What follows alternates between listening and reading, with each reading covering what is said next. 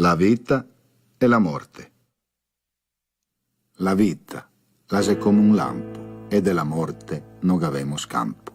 Troppo presto passa sto tempo, come una nuvola sburtata dal vento, a volte bianca, a volte nera, per far bagnar sta nostra terra, per far nascere una vita nuova, sperando in una bella piova. Ma de colpo un grande tono, che fa tremar sto nostro domo, che fa cascar tempesta d'esta vita, cosa resta? Fortuna se che con l'aiuto della bora, dopo la piova, il sol vien fora, coi suoi rai e il suo calor, e ne fa avanti battere il cor, e ne fa avanti alzar la testa, dopo anche sta brutta tempesta. La vita e la morte, allora questa è la nostra sorte, e se una prova de coraio, e come parduti, la sede passaio. Tutto va e vien, così è il mal e anche il ben. Tutto vien e passa, bisogna vedere cos che ne lascia e cos che ne resta sul nostro viso, una lagrima o un sorriso.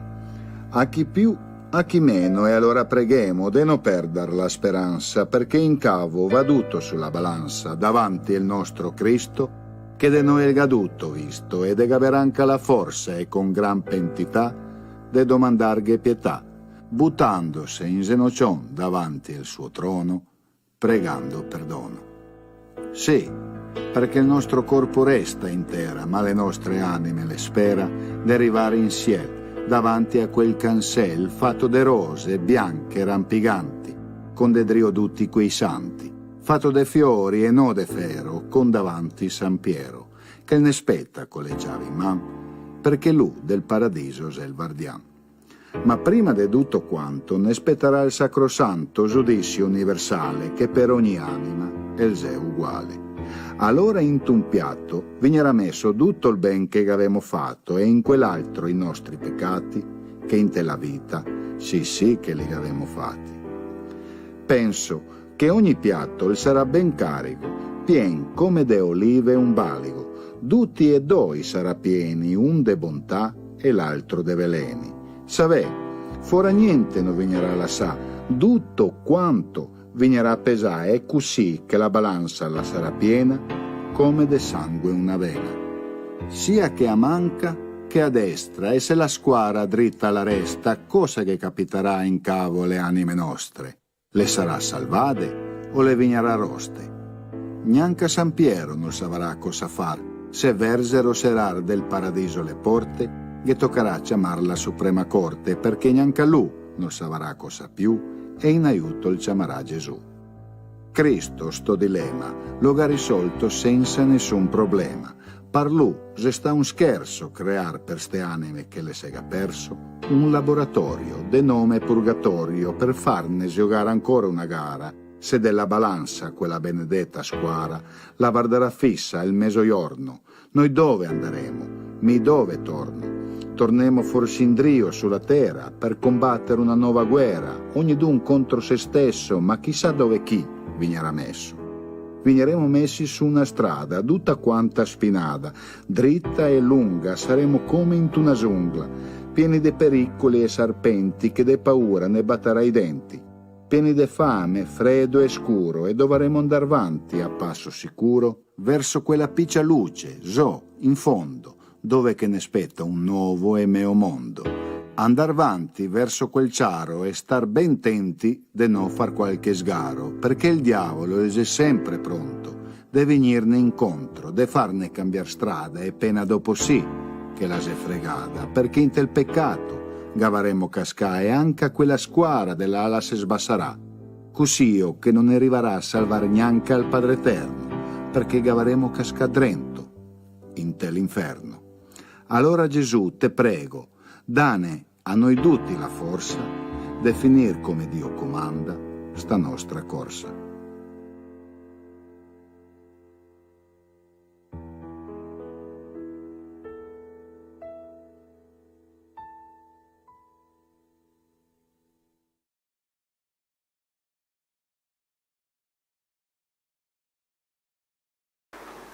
Rivolgo un saluto cordiale ai Presidenti del Senato, del Consiglio dei Ministri, della Corte Costituzionale, al Vicepresidente della Camera, a tutti i presenti, agli ambasciatori di Croazia e Slovenia, ai rappresentanti delle comunità italiane in Croazia e Slovenia.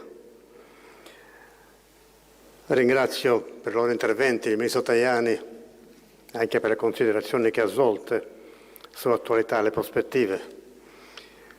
Ringrazio il Presidente De Vergottini, ringraziandolo per la costante, impegnata e generosa opera che presta su questo fronte. Ringrazio il Professor Rossi, le signore Rivaroli e Hafner per le testimonianze commoventi che ci hanno recato. Sono lieto di incontrarle qui, di incontrare nuovamente la signora Hafner qui al Quirinale. Ringrazio molto la nostra conduttrice Viola Graziosi anche per le letture che ci ha donato e che hanno coinvolto tutti quanti questa mattina.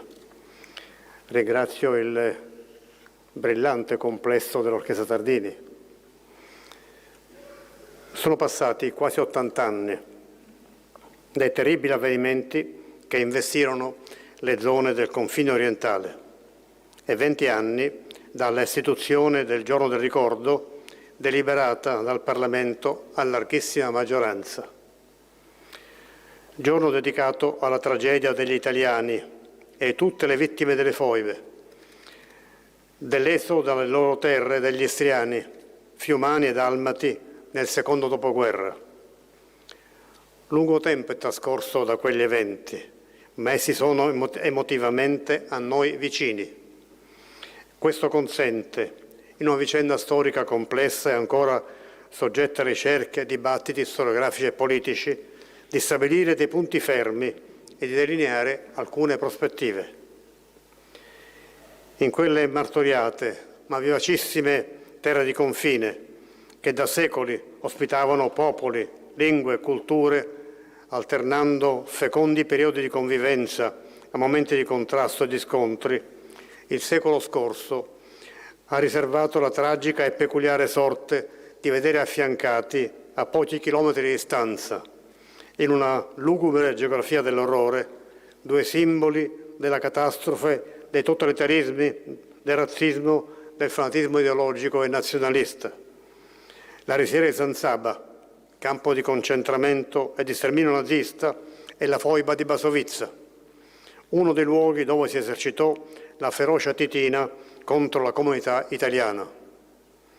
Quel territorio, intriso di storie e di civiltà, condivise lo stesso tragico destino di molti paesi dell'Europa centro-orientale, che dopo la sconfitta del nazifascismo si videro negate le aspirazioni alla libertà, alla democrazia e alla autodeterminazione a causa dell'instaurazione della dittatura comunista imposta dall'Unione Sovietica.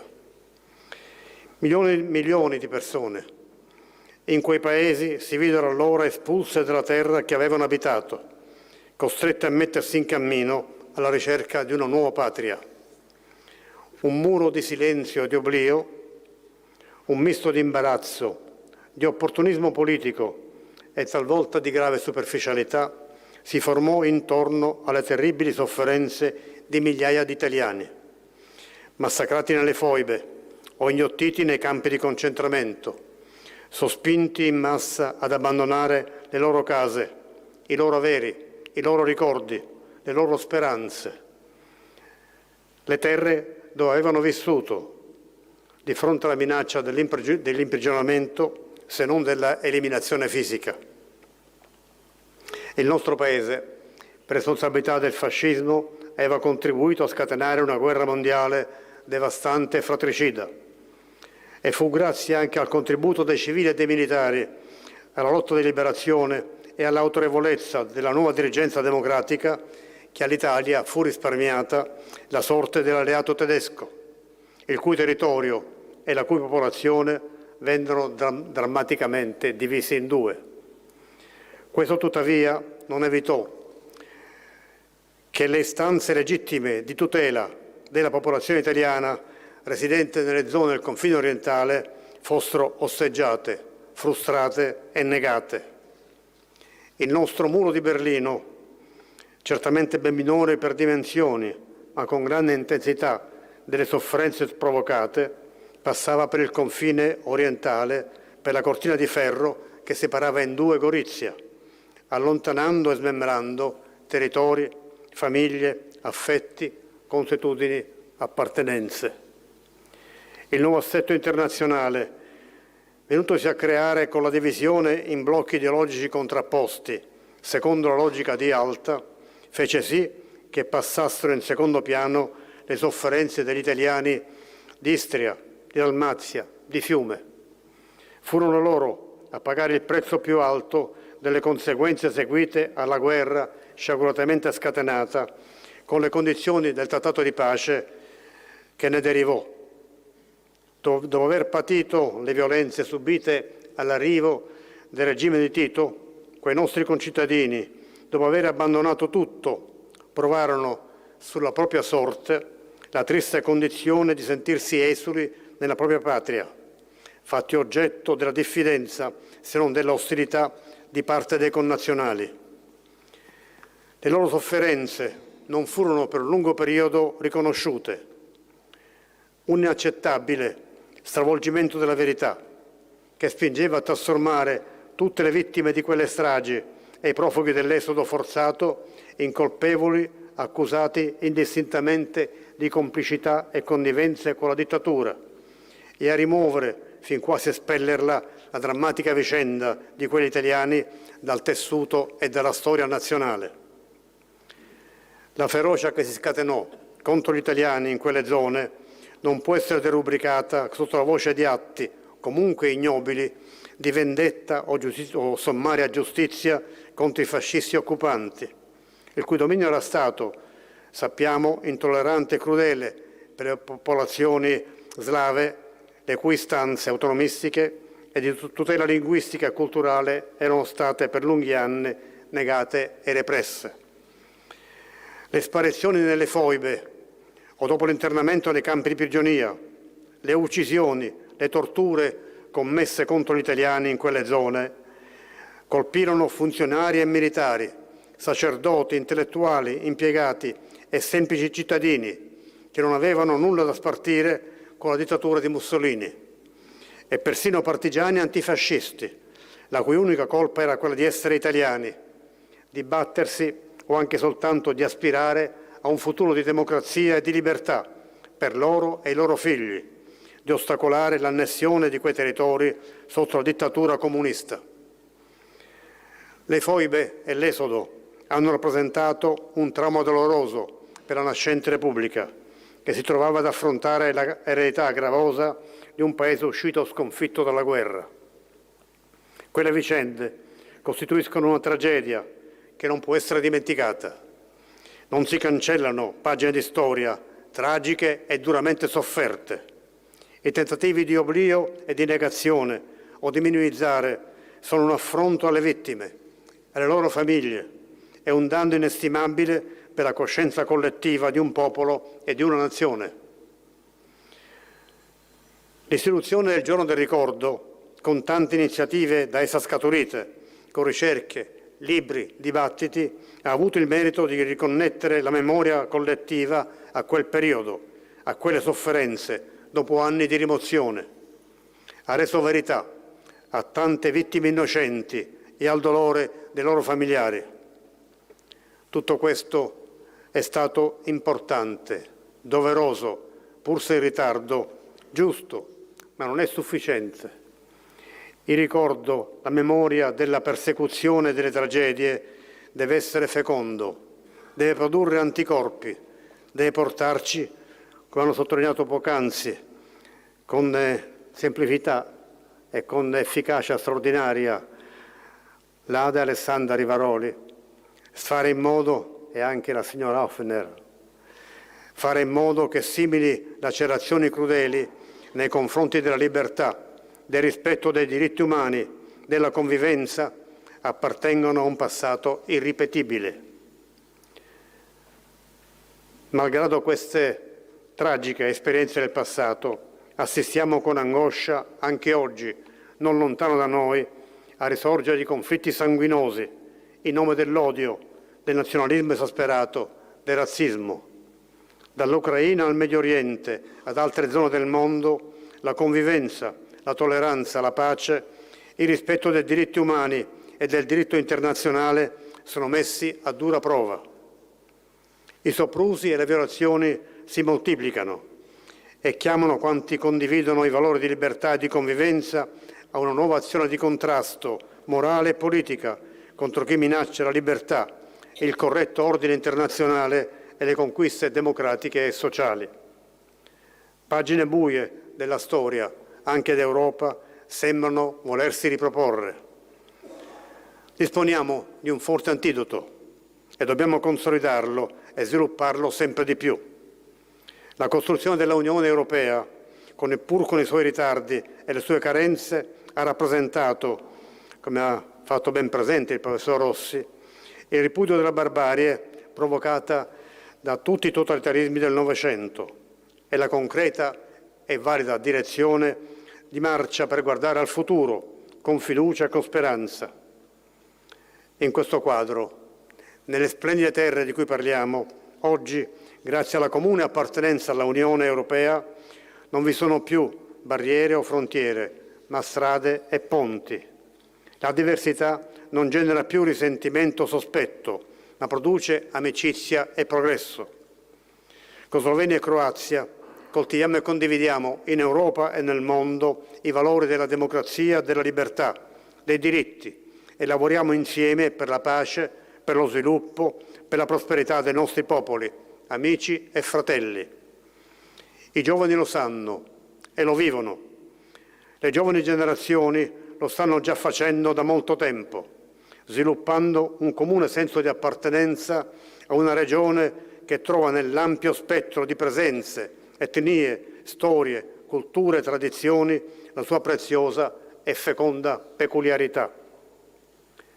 Gorizia, la città simbolo della divisione, è oggi associata, grazie a una generosa intuizione della Slovenia, a Nova Gorica, 2 città, 2 stati, una sola capitale della cultura europea per il 2025. Occorre adesso lavorare alacremente a livello europeo perché, come il ministro Tajani ha poc'anzi ricordato, anche gli altri paesi dei Balcani occidentali, candidati all'ingresso nell'Unione Europea, possano compiere le procedure di adesione senza ritardi e senza indugi.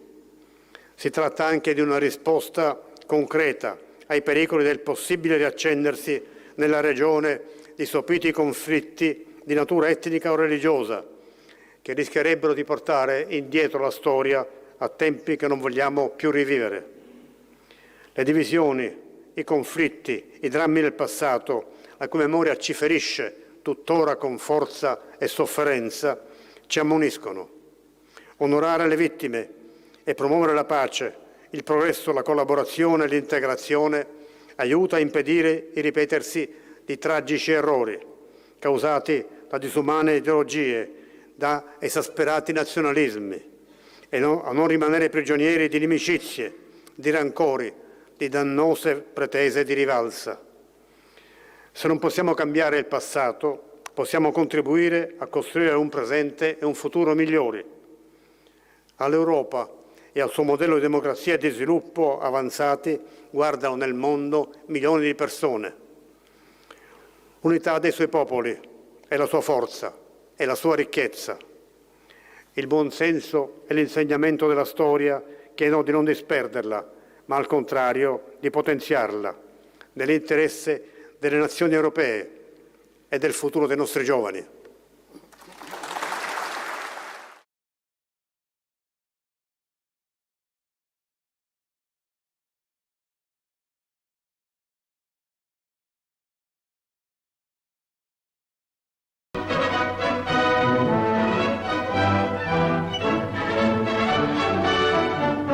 Headlines bring the people of the United Nations the most sensational news of the war, the surrender of Italy.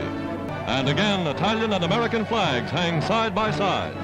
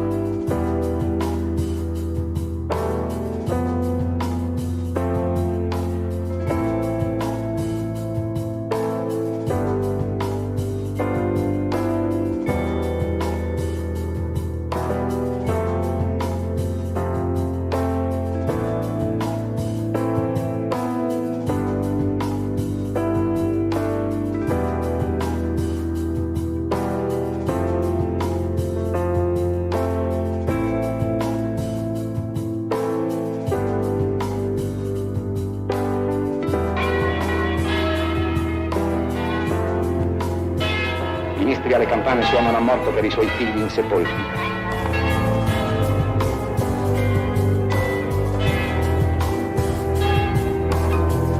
Ecco cosa rimane di esseri umani che hanno vissuto, amato e sperato, che hanno delle madri, delle spose, dei figli che piangono.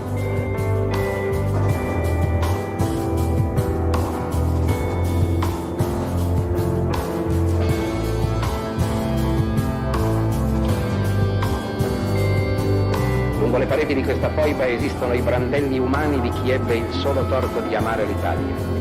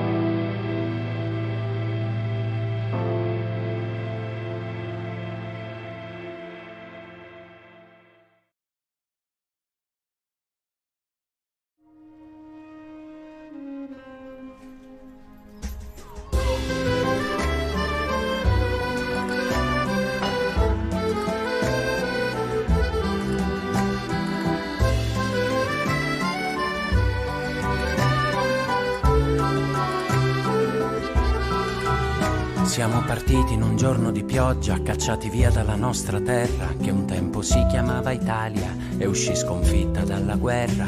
Hanno scambiato le nostre radici con un futuro di scarpe strette, e mi ricordo faceva freddo l'inverno del 47, e per le strade un canto di morte come di 1000 martelli impazziti, le nostre vite imballate alla meglio, i nostri cuori ammutoliti. Siamo saliti sulla nave bianca come l'inizio di un'avventura, con una goccia di speranza dicevi non aver paura.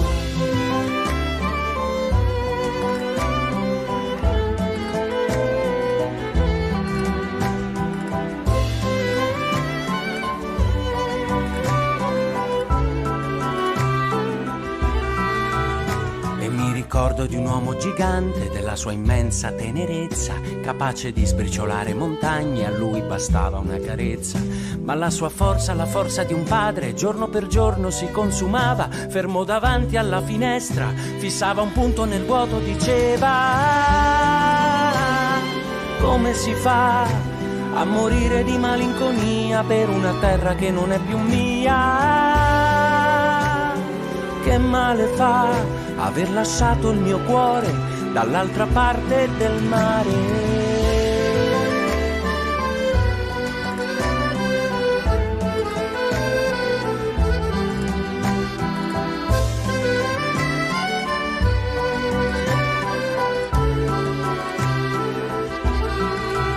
Sono venuto a cercare mio padre in una specie di cimitero, tra masserizie abbandonate e 1000 facce in bianco e nero, tracce di gente spazzata via da un uragano del destino. Quel che rimane di un esodo ora riposa in questo magazzino, e siamo scesi dalla nave bianca, i bambini, le donne e gli anziani ci chiamavano fascisti. Eravamo solo italiani, italiani dimenticati in qualche angolo della memoria, come una pagina strappata dal grande libro della storia. Come si fa a morire di malinconia per una vita che non è più mia? Che male fa se ancora cerco il mio cuore dall'altra parte del mare?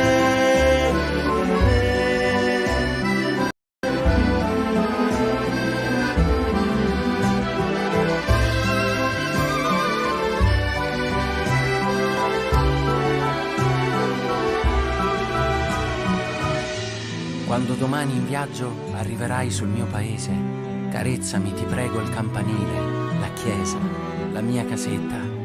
Fermati un momentino, soltanto un momento, sopra le tombe del vecchio cimitero e digli ai morti, digli, ti prego, che non dimentichemo.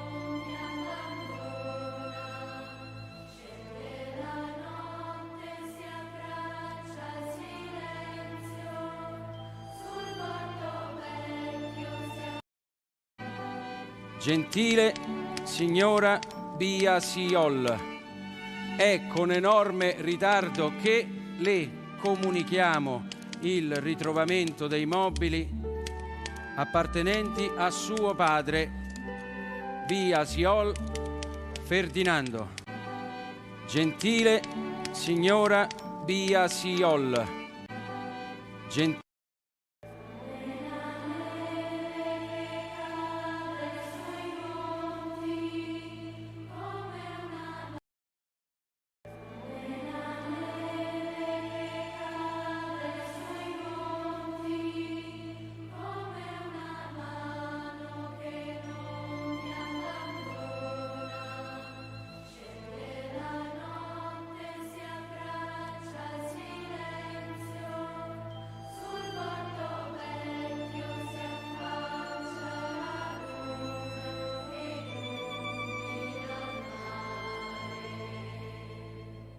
Chi sono io? Io vivo fra queste vecchie cose polverose da tanto tempo. Sono il custode dei loro segreti. Io sono lo spirito delle masserizie. Pensate a casa vostra, al quartiere vostro, proprio quello dove siete nati e cresciuti. Pensate adesso alla vostra città, provate a sentirne il profumo nelle strade, a vederne i colori, i negozi, i monumenti, i vostri vicini di casa, in ogni angolo, le voci, i rumori. Quella semplicemente è la vostra terra. La riconoscete oramai quasi per istinto, ne avete imparato il dialetto, i modi di dire, le tradizioni. E poi ancora i luoghi di ritrovo, i canti popolari, le ricette. Tutte immagini e luoghi ben precisi, come stampati nel vostro DNA. Luoghi che come una carta di identità vi dicono chi siete e da dove venite. La vostra terra. Provate adesso a immaginarla in silenzio. Il vostro quartiere, la vostra città, le sue strade, le sue piazze, senza più colori, senza più profumi, senza più la sua gente, vuoto, deserto, silenzio. Un silenzio irreale che avvolge e ovatta tutto. Il vostro mondo che stranamente diventa altro, lentamente si spoglia di voi e voi di lui. All'improvviso vi sentite estranei in quella che è la vostra terra perché nel frattempo altri se ne stanno appropriando, altri sono arrivati e si prendono il vostro posto. Sembra oggi impossibile soltanto pensare a una Napoli vuota senza napoletani, a una Firenze deserta senza fiorentini o a una Roma silenziosa senza più romani. 70 anni fa, questo è accaduto. È accaduto a Pola, a Fiume, a Zara, a Capodistria, a Pirano, a Parenzo, a Rovigno, a Cittanova, a Umago, a Buie, ad Albona, all'isola di Cherso, a Lussino. Intere città svuotate della loro essenza. Gente costretta a partire non per la fame o per la voglia di migliorare le proprie condizioni, ma perché non si può vivere senza essere italiani. No, questo non è l'ufficio degli oggetti smarriti, la bottega di un restauratore e nemmeno un mercatino dell'antiquariato. Questa enorme catasta di oggetti è in realtà un grande silenzio, è il simbolo di un'enorme amnesia. E anche se non ci sono targhe alla memoria, questo potrebbe essere un museo, suo malgrado, un museo che racconta di noi. Chi lo sa, forse qui dentro potreste anche trovarci qualcosa di vostro, anche perché la storia che si nasconde qui appartiene a tutti e quindi è anche la vostra storia. La storia di una delle più grandi tragedie mai accadute in Italia nel 1900. Il nostro viaggio comincia proprio da qui, al confine più a est del paese, esattamente nel porto vecchio di Trieste, in questo luogo chiamato Magazzino numero 18.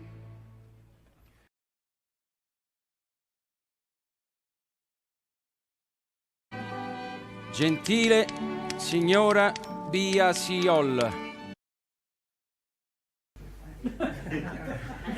Allora, pane no.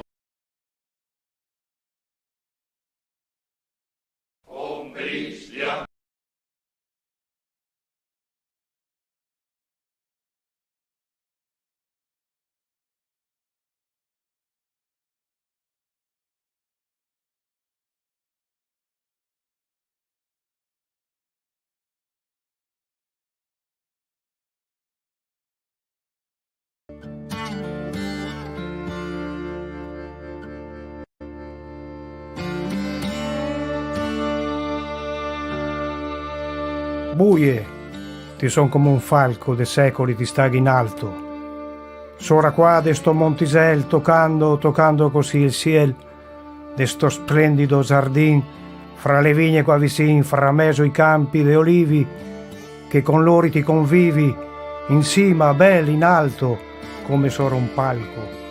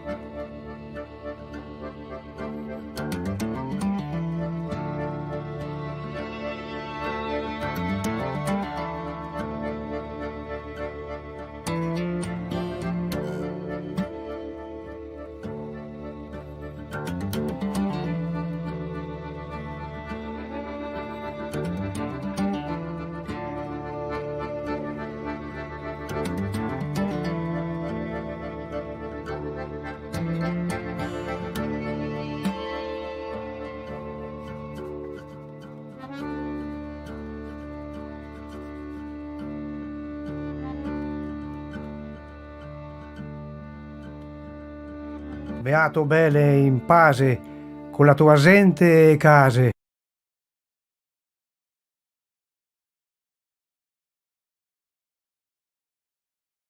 Briglia che lungo il corrido va scorrendo sul placido mar, a te manda un festevole grido, con amico sul far.